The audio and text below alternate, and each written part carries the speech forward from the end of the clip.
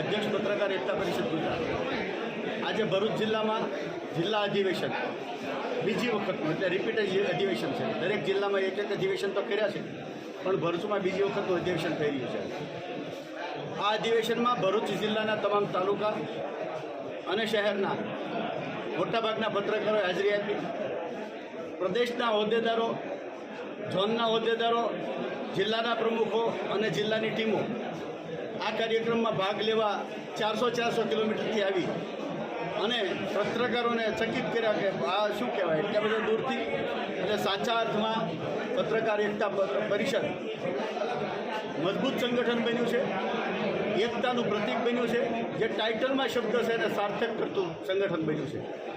ગુજરાતમાં સૌથી મોટી સંખ્યાનું અને તમામ જિલ્લા અને તાલુકામાં કારોબારી ધરાવતું એકમાત્ર સંગઠન છે. એની સાથે પ્રદેશની મહિલા